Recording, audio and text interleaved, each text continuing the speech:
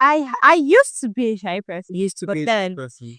creating content really exposed me, and I had to, learn how to speak.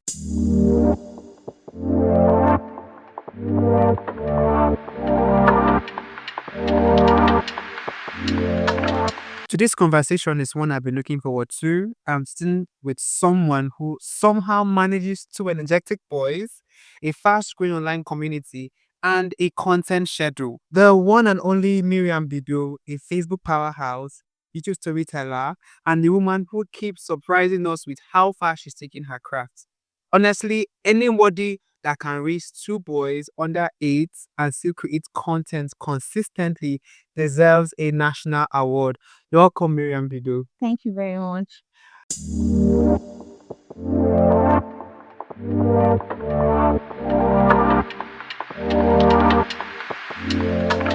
Let's have something simple. Between your 7-year-old and your 4-year-old, who is the unofficial assistant director in the house? Is because every mom content creator has that one child that thinks he runs the show.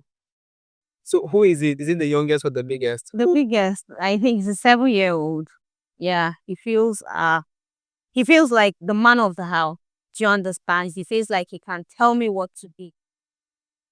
That's really adorable. Mm-hmm. Okay, so let's start with something simple. Has motherhood changed the way you tell your stories online? Yes, it has. Because I feel like I have more experience now with being a mom and then creating content.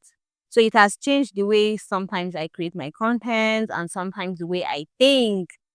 And even, in fact, motherhood has given me more ideas on what content to create. Yes. So it's like there's the bliss, a certain bliss, a certain there's a certain thing you've achieved now that you wouldn't have achieved if you were Yes. Yes. okay. So what's one moment your boys unintentionally helped your content go viral or made it sweeter? Okay, yes. There was this time my boy that is already 7 was 5 years old then, That time. and it was his birthday.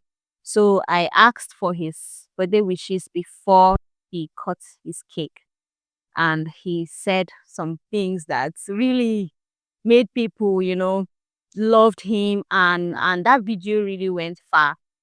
And some were reaching out, oh, we love the boy. Your boy is sweet. He's just so, he's too little to say such things then, because he said his first wish was to own a bicycle. Okay. And then the second is, it was during that election time. He wanted Peter Obi to be the president of Nigeria, and then he also needed a baby sister that he had to kneel down and was pleading, mommy, please. So I posted it online and people saw it, they loved it, and that was how. That's really, really sweet. That's really sweet. Okay, so do they understand where that mommy is recording his real job? That when they see you with your lights on, your camera on, like okay, mommy's recording, or they like interrupt you along the way when you're like trying to have Hmm. issues? You know, I have boys, you know how they can be. Sometimes they interrupt me. Sometimes I'll have to plead with them, mommy is recording. Please, can you guys be silent? Can you just be quiet? Just give me a few minutes. I'll be done and I'll join you. Sometimes when I'm recording, I'll feel like, oh, you're quiet now. The next minute, I will hear you knock on my door. Bang, bang, bang.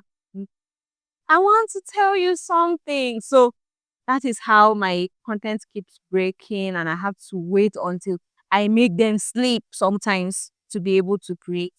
But then again, we love them regardless. Yeah. Then they're a little tantrum. We love it. See, we love all of It's a welcome distraction. it. Okay, so what's one lesson raising two boys has secretly taught you about being a better creator? Hmm. It has taught me patience, Mm. resilience, because sometimes you feel like, oh, just hitting them, just Yeah. but they taught me patience. They showed me how to love, how to be a real mother, you understand. Okay, you have to understand that these are kids and they have to, display their behaviors like that. But then it has taught me a lot on how to be a mother, how to, manage being a mom and being a creator at the same time. Yeah. Mm. Because the patience part is necessary. Imagine if like you're trying to like get a shoot after like 7 takes and then you're this close to So finishing a finish and shoot and then one little being will just come and interrupt everything. Yeah. And that's really your music, but then again, we love them. We love them. We still have to continue push that way. Yes. Yeah. Okay. So you're building a very strong community on Facebook. Last I checked, you're at 1,000 followers. Congratulations. Thank And then like you're building a following also on YouTube, like managing the two together, and then you have like two distinct content you post on separate platforms. Mm. So like, what do you think people connect to the most? Is it the election stories? Is it how you go around the streets asking questions, going to hidden gems within the place, or what do you think connects with your audience the most? Okay. It's more of the political talks, Mm. the streets interviews and the rest. I think my audience really love that most. Yeah, rather than more sit down videos, they like me to go out. Go out, so they're really pushing you. Yes. Pushing you to your leg. Because I know Yeah. you're a shy person. I used to be a shy person, Used to but be a then shy person. creating content really exposed me, and I had to, learn how to speak out and just, do my thing. Yeah. So what was the thing that actually pushed your piqued your interest into content creation? Was it like was it something you loved before? Was it something you admired, or it just happened randomly? No, it was someone that actually advised me to start. And at first, I didn't want to. I was asking myself, oh, what will I even talk about? Should I just keep camera and just be looking at myself? I didn't have an idea on what to do. But trust me, when I started, I loved it. You learned on the job. In fact, I feel like when I'm sad, I just pick my camera and I record and I feel your happy place. Yes. Enjoying your job. I enjoy every bit of it. That's the sweetest thing. Mm-hmm. What was that one moment that made you realize that wait, this is actually working? Because I believe when starting, the numbers were not there, the followers were not there. But then along the line, something happened. A video just blew up, and then you got the traction you deserve. So what was that moment that made you realize that okay, what I'm doing is actually making sense, and I'm actually connecting to real people, and people are actually relating to what I'm saying. I think it was 3 years ago when one of my videos went viral. And that was when I believed that, oh, this YouTube thing is actually real. And I began to take it more seriously because, in fact, the most was when I got monetized. When I got that email, then I knew that, okay, this is it. I've gotten myself a real job. Yeah. Real job. Mm-hmm. Where we are now in this state, in the north in general, content creators aren't often regarded. They are seen as like it's mostly a hobby, not a real job. And you and I know the stress that is involved in, first of all, from getting the idea for the video you want to make, from shooting to editing to promoting. Like it's a lot of stress, but people don't actually see that part. So what would you say to people who think content creation isn't a real job, it's just a hobby? Okay, probably because some of them don't know that it pays, and some of them don't know the work you put in behind the scenes to bring out the entertainment or whatever they watch online. Some people will just see videos and they'll just watch and enjoy it. They don't know the work you put in. So it's a real job. I see. Okay. In fact, some people in places like Lagos, Port Harcourt, they take it as a full-time job. I know of a nurse who actually resigned to be a full-time content creator. And that is because she knows what she's been gaining in content creation. So it's just that I think people need more awareness on what content creation is, the benefits and all of that. Once they get this orientation, they will know that okay, this is a real job. The real job. Mm. It takes time. It takes time. It takes your time. You take Resources. yes, Your all energy.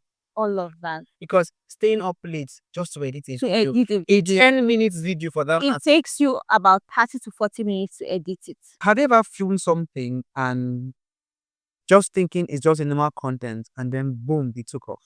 Like just a random video. Yeah, okay, what is, and then you just posted and then the number skimming, comments, followers. Mm-hmm. Yes, I've done that.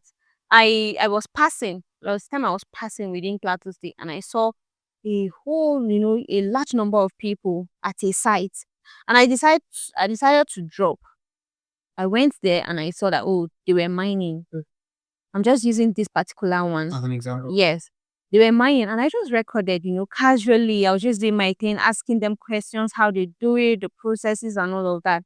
I just finished and came back and did a short documentary about the whole video. I posted. Do you know, I didn't know that that video was going to go far. It went far to the extent that people from other countries were reaching out to me. Wow. One from China even came to Nigeria because of that video. Wow. That I was just taking lightly. Do you understand? It went viral, it went far. Most of this sometimes like videos that you maybe like put much attention into don't actually get right. Yes, they don't get the numbers. But the ones you're just playfully doing it, you realize that that one is even going more than the serious one. Okay. So your content takes you out of state sometimes. I've gone through your catalog on YouTube and I see you've gone to Maiduguri, you've gone to Adamawa State, you've gone to Katoshi, you've gone to Bauchi. It takes you out of state. So what is the most craziest or the most beautiful moments you've had while filming outdoors? The experience is the meeting new people, seeing different cultures and different from mine, learning a lot from those people was something adorable. Yes. And I enjoyed the journey because at least I'm leaving my own state sometimes to go to other states. So yes, I got more exposed there. And it's all thanks to content creation. Thanks to content creation. Okay, so which trip changed the way you see your work? Which trip? Which of the places you've been to, the state you've been to, have changed the way you see your work? When I traveled to Adamawa State, it was my first time of going to somewhere very far like that. And I would say I spent a lot of money as at that time. No sponsors. No sponsors. So it really changed the way I create that kind of content because I know that on my own I can't just do it. I need help. I need sponsorship and all of that. So yes, I think the whole issue of sponsorship, that is the only reason that I stopped doing that particular. Okay. Once money enter. Once I get money or get any sponsorship from anywhere, trust me, I will go far. They're praying for sponsorships. Amen. Oh. So how do you prep your boys when you're about to travel? Do they get excited or dramatic? They get dramatic, of course. They are mommy's boys. They really get dramatic. But I'll have to prepare them long time before I travel. So I'll have to, settle where they would stay, who would stay with them, what they would eat, and all of that before I travel so that once I'm out there, I know that my mind is at rest. I know that, my boys are safe. Okay. So what's your favorite part about showcasing hidden gems that most people don't talk about? It makes people aware of places have that they don't know about. So I feel excited anytime I post a video about a certain place where people don't know about and I see comments like, wow, please, where is this place? I would like to visit, So it it gives me that fulfillment. Basically, mission accomplished. Yes. Getting the hype it deserves. Yes. Okay, so now we'll talk about a challenge experienced as a content creator, because I know it's not all birds and roses. Mm-hmm. So we see views, we see numbers, we see comments, but behind the scenes, what's that one challenge you really talk about? Well, it definitely has to be gadgets. So it definitely has to be about the gadgets I use for creating content. You see, since I started creating content for 4 years now, I've been using my phone all the while. I've been using my phone, the same phone to record, to edit, and then to upload and all of that. So sometimes I don't have space in my phone. I have to delete a lot of things and all of that. But I know that once I'm able to get the required or the necessary gadgets on ground, I'll be good to go. So my basic challenge now is just to get it's just lack of gadgets, and then sponsorship, like we talked about, sponsorship, to go out there and do more.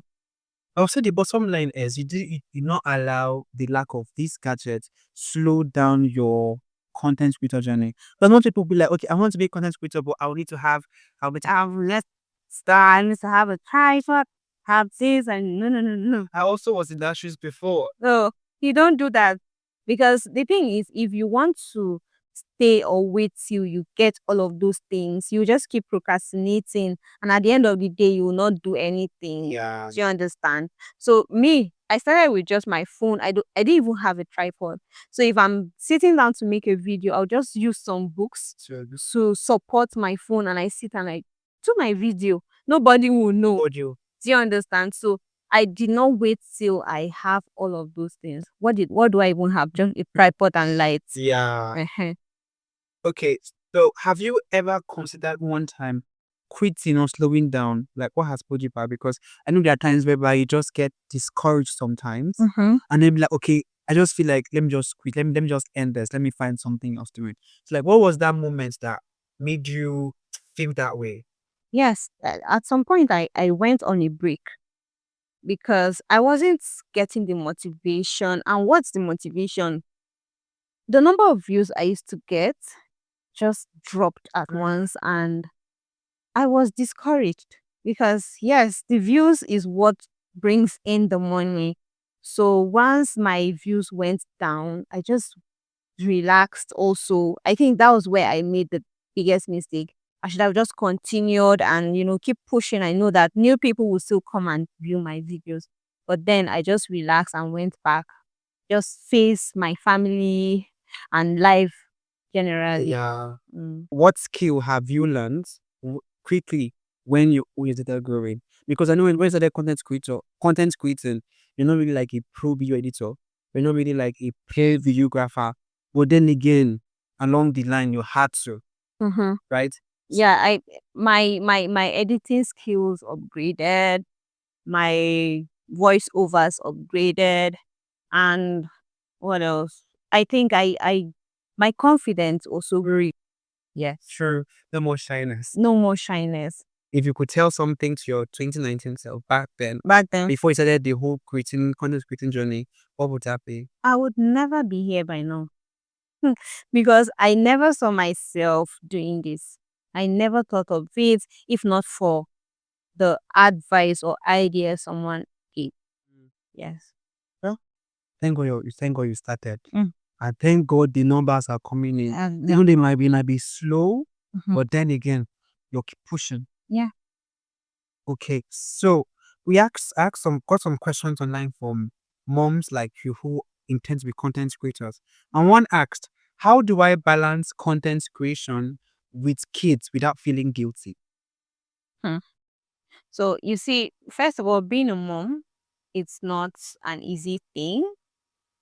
But as a mother, you have to definitely find a balance for your kids and for your content creation, because there's no way you will focus on one and neglect one, the other.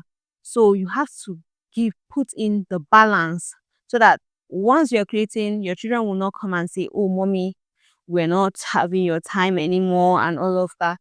So you have to put them all together. It is hard work. Hard work. Yes. Now, another asked, is it possible to grow on Facebook without showing your children? Very possible. It is possible to grow on Facebook without showing your children.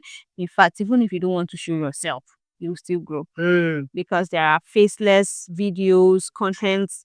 You can do lots of write ups and all that. So you can grow. Okay. Mhm. Okay, another one asked, what do you do on weeks when you feel burnout, but the audience is waiting? When you feel like you want to give up, but then again, there are audiences who are waiting to see what you put out there. Now, for the sake of my audience, I cannot stop. There is no way I will stop because once I stop, like I told you the other time, as I went on a break and my audience also left me. So if you don't have any value to give, they will leave you to go to someone that is giving them value.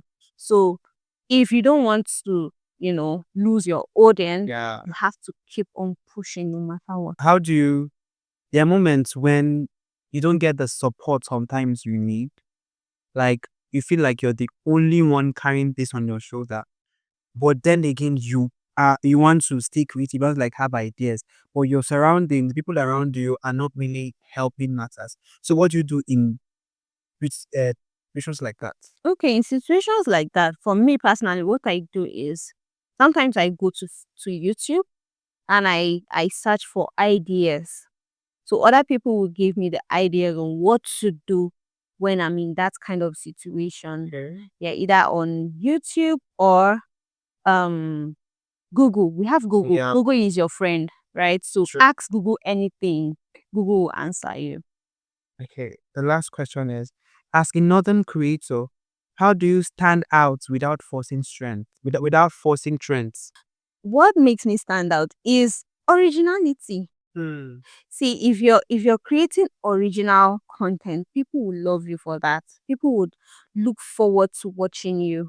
Do you understand? Yeah. And that is why sometimes you see if you assuming you're having a Facebook page, don't carry someone else's picture and put as profile picture or whatever to your face. Let people know that, oh, this is this person. And once they see your video, they know that you were the one that created this video. They will hear your voice, they will see you and all of that. So originality is yes, Is key. is key. Okay. Honestly, I've realized it's not about being perfect, it's about being present. It's about stepping out of your comfort zone to do what's to do to create to put something out there. Personally, there's this particular joy I get when I create something and I put out there, even if I don't have the numbers, numbers Yeah. are not there. But then again, there's this personally, this like okay, I did that. I created this that joy is always So there. motivate yourself. Motivate yourself. When I started creating content myself as a podcaster, something that is something that is quite strange in this particular part. And the numbers are not there. The followers are not really there. But then again, I had to like change my mentality. Or like, okay, if let's say I post and I have like 23, 26 streams for maybe an episode, like okay, wow. So it means 26 people actually sat down and listen to this and watch this thing. It's there's a certain way that it just It's to motivate people, uplift your mood. Yeah. to be like, okay, even if I'm posing for that 26 people alone and I'm doing something, the numbers will come in eventually. Thank you, Auntie Miriam. You're welcome. Okay, so Miriam, it has been such an honor to have you on this show. So if you had a final word for moms like you, or people who want to aspire, who wants to create content but are still procrastinating, what will be your final word? Just go ahead and do you. Don't wait until you have all of those things, all of those gadgets. Go ahead and create something. People love to see what's going on in other people's lives, in other people's community. Thank you. So you can do it. Just go ahead. Procrastination is something, you know, it's something that will just put you down in one place. But if you start something, you enjoy it. Just go ahead and do it. And I promise you, by the time you start receiving the money, Or the money comes, the day the money comes in, you begin to appreciate yourself for even starting. Yeah, so go ahead and start that content creation.